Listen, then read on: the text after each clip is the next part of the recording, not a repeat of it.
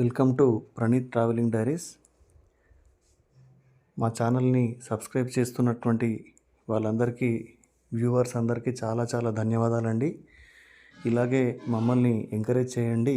మేము మీకు ఇంకా ముందు చాలా మంచి డివైన్ ప్లేసెస్ని దర్శనం చేపించే ప్రయత్నం చేస్తాము. ఇప్పుడు మీరు వీడియోలో చూస్తున్నటువంటి ఈ ప్రదేశము పూండి స్వామి ఆశ్రమం అండి. ఈ పూండి స్వామి ఆశ్రమంకి ఎలా వెళ్ళాలంటే, అరుణాచలం నుంచి 30 కిలోమీటర్ల దూరంలో కలశపాకం అనేటటువంటి ఒక విలేజ్ ఉంటుంది. కలశపాకం నుంచి లోపలికి ఒక 3 కిలోమీటర్స్ వెళ్తే ఈ పూండి స్వామి సమాధి మందిరాన్ని మనము దర్శించుకోవచ్చును. అయితే ఈ పూండి స్వామి చాలా చాలా గొప్ప దైవాంశ సంభూతులు, మహాసిద్ధ పురుషులు. వీరు చాలా చాలా మహిమలు చూపారు. ఈ వారి జీవిత చరిత్ర గురించి తెలుసుకోవాలంటే కనుక ఈ పూండి స్వామి మహాసమాధి మందిరంలో మనకు పుస్తకాలు దొరుకుతాయి. వారి ఫోటోలు కూడా ఇక్కడ ఇస్తారు. అయితే ఈ పూండి స్వామి వారి గురించి ఒకసారి కంచి పరమాచార్య గారు అనేటువంటి చంద్రశేఖర సరస్వతి స్వామి వారు ఏమన్నారంటే, పూండి స్వామి వారు ట్రాన్స్మిటర్ లాంటి వాళ్ళు, మనమంతా బల్బ్స్ని. ట్రాన్స్మిటర్ ఒక్కసారి ఆన్ అవ్వకపోతే కనుక బల్బులేవి పనిచేయవు అని పూండి స్వామి వారి యొక్క శక్తిని ట్రాన్స్మిటర్తో పోల్చారంట. అంటే పూండి స్వామి వారు ఎంత గొప్ప శక్తివంతమైన యోగి పుంగవులో మనకు దీనిని బట్టి అర్థం అవుతుంది. అయితే నేను దర్శించినటువంటి మహాత్ములలో స్వామి శ్రీ పూర్ణానంద సరస్వతి స్వామివారిని నర్మదా నది ఒడ్డున మంగ్రోల్ అనే విలేజ్ దగ్గర నర్మదా నది ఒడ్డున ఆశ్రమం ఉంది, తపోవన్ ఆశ్రమం అని. వారు కూడా పూండి స్వామివారి ఫోటో పెట్టుకొని పూండి స్వామివారి పూజ చేస్తారు, వారి పాదుకల పూజ చేస్తారు.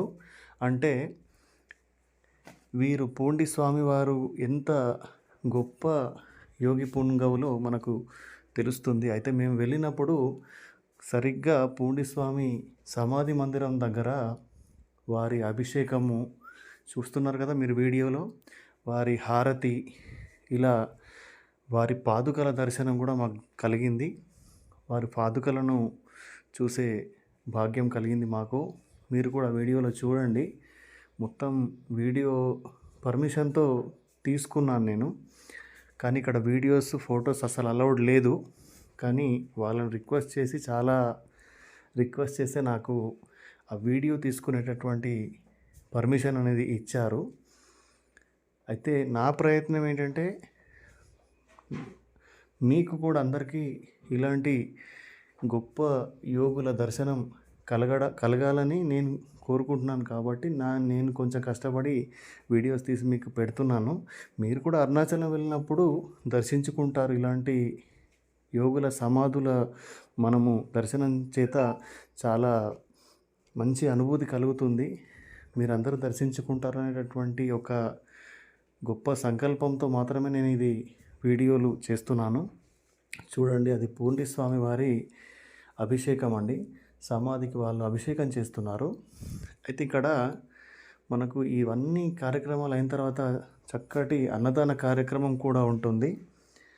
అన్నదానము, మంచి ప్రసాదం పెట్టారు మాకు. అది చాలా టేస్ట్గా అనిపించింది. ఎప్పుడు తినని టేస్ట్ అది మాకు వచ్చింది. అంటే ఆ ప్రసాదంలో కూడా చాలా మహిమ ఉంది. అయితే ఇక్కడ విశేషం ఏంటంటే, పూండి స్వామి వారి దగ్గర ఒక పిల్లులు బాగా తిరుగుతుండేవంట వారు ఉన్నప్పుడు. అయితే ఇక్కడ ఈ సమాధి మందిరం దగ్గర చాలా పిల్లులు ఉన్నాయి. పిల్లలు, మా బాబు వాటితో ఆడుకున్నాడు. అయితే తర్వాత మాకు తెలిసినవి చూడండి, పిల్లులు చూశారు కదా, ఆ పిల్లి కూడా ఏ పూండి స్వామి స్వరూపమే అవ్వచ్చు, చెప్పలేం. అయితే ఇలా పిల్లులు ఈ ఆశ్రమంలో తిరగడము చాలా విశేషము. చూడండి, అయితే వారి దగ్గర కూడా చాలా పిల్లులు ఉండేవంట పూండి స్వామి వారి దగ్గర. వారి ఒళ్ళో వచ్చి కూర్చోవడము, వారి మీద జంపు చేయడము ఇలా చేసేవంట. ఇది అండి ఆశ్రమం. అయితే పూండి స్వామి వారు చేసిన మహిమలు ఏంటంటే, ఒకే సమయంలో వేరు వేరు ప్రదేశాలలో వేరు వేరు రూపాలలో కనిపిస్తూ ఉండేవారంట. మరియు ఇవి చూడండి, ఇది పూండి స్వామి వారి పాదుకలండి ఇవి. పాదుకల దర్శనము మీరు కూడా చేసుకోండి. మాకు దర్శన భాగ్యం కలిగింది. అయితే పూండి స్వామి వారు ఒకే సమయంలో వేరువేరు రూపాలలో కనిపించేవారంట. ఇనుమును బంగారంగా మార్చివేసే శక్తి ఆయనలో ఉండేదంట. మరి ఎంత గొప్ప విషయం చూడండి, ఇనుమును బంగారంగా మార్చేవారంట. మరియు వారిని ఒక్కొక్కసారి చూస్తే షిరిడి సాయిబాబా వారు ఎలా అయితే ఖండయోగము, హఠయోగము ఇలాంటి చేశారో, అయితే ఇలా కొందరు దుండగులు వారిని నరికేయాలని ప్రయత్నం చేసినప్పుడు స్వయంగా తానే ముక్కలు ముక్కలుగా పడి ఉన్నాడంట సమాధి మందిరంలో, ఇప్పుడున్నటువంటి ఆ ప్లేస్లో. అయితే మళ్ళీ పొద్దున్న వచ్చి చూసేసరికి శరీర అవయవాలను అతుక్కొని మామూలు మనిషిలా కనిపించారంట.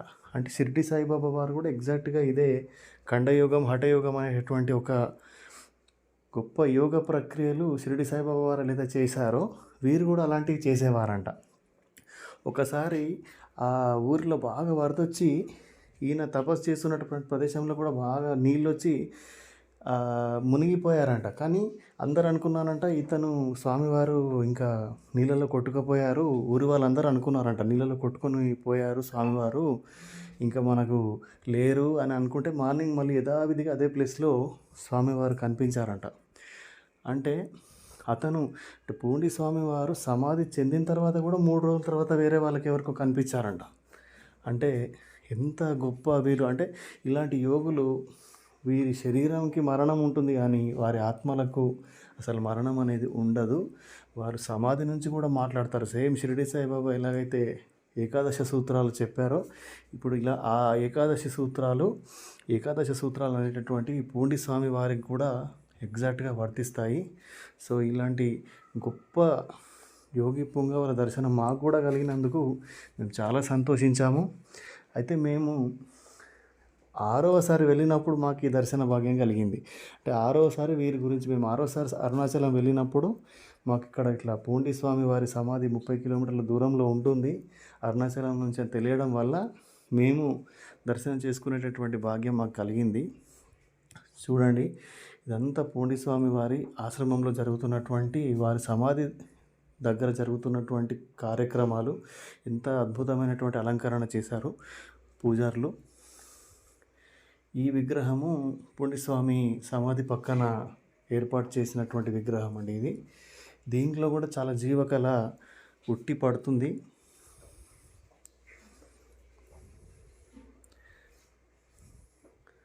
సో ఈసారి మీరు అరుణాచలం వెళ్ళినప్పుడు తప్పకుండా పూండి స్వామి వారి దర్శనం చేసుకోండి. ఇలాంటి సిద్ధ పురుషుల అటువంటి దర్శనం దొరకాలంటే చాలా అదృష్టం ఉండాలి. కాబట్టి అరుణాచలం వెళ్ళినప్పుడు తప్పకుండా ఇది చూడండి, ఇది ప్రసాదం, పూండి స్వామి వారి ప్రసాదం అక్కడ ఇచ్చారు. చాలా రుచికరంగా ఉంది ఇది.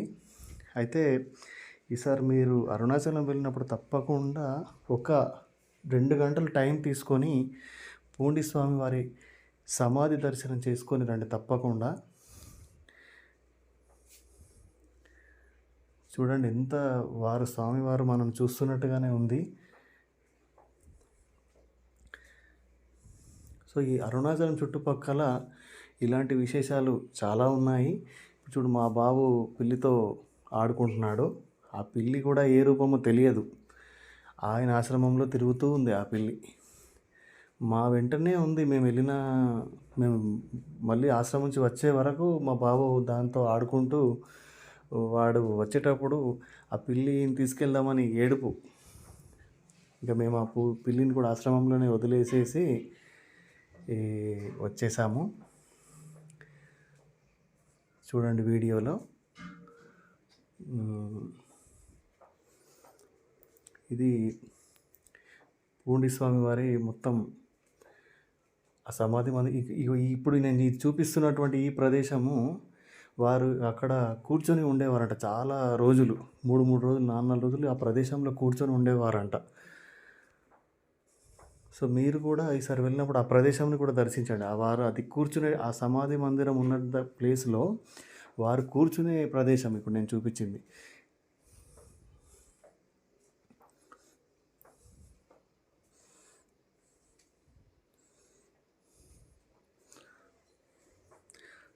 సో పూండి స్వామి జీవిత చరిత్ర బుక్ కూడా అక్కడ దొరుకుతాయి మనకు, వారి ఫోటోలు దొరుకుతాయి.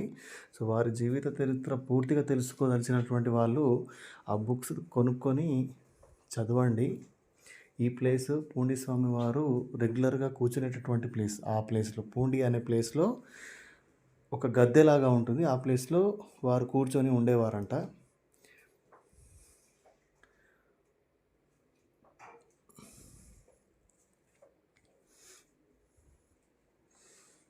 ఇంకో ఇక్కడ అన్నదానం జరుగుతుందండి. ఆ హారతి కార్యక్రమాలు అవన్నీ అయిపోయిన తర్వాత పూజా కార్యక్రమాలు మధ్యాహ్నం 12 గంటలకి చాలా అద్భుతమైన భోజనం పెట్టారు అక్కడ వాళ్ళు మాకు. అన్నదాన కార్యక్రమము ఇదంతా వారి ఆశ్రమం యొక్క ప్రాంగణం. అది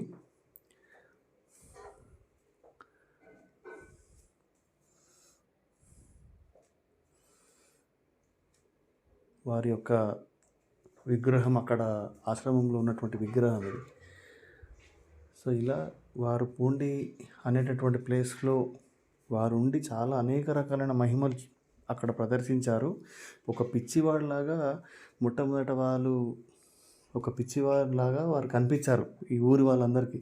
కానీ వారి మహిమలు తెలిసిన తర్వాత వారిని ఒక దైవాంశ సంభూతులుగా పూజించారు. వాళ్ళ తల్లిదండ్రులు ఎవరు, ఎక్కడి నుంచి వచ్చారనేది ఎవరికి తెలియదండి. మరి అది ఏ బుక్లో అయినా రాశారో ఏమో తెలియదు, కానీ వారు ఎక్కడి నుంచి వచ్చారనేది మాత్రం తెలియదు. మొట్టమొదటిసారిగా వారు ఇక్కడే కనిపించారని ఒక బుక్లో చదివాను నేను. పూండిలోనే కనిపించారంట. చూడండి, అంత పాదుకలు, పూండి స్వామి వారి పాదుకలు పెట్టినటువంటి ప్లేస్ ఇది.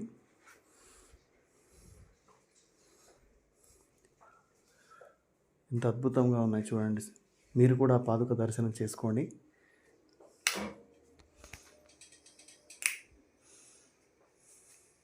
ఇది పాదుక దర్శనం అండి.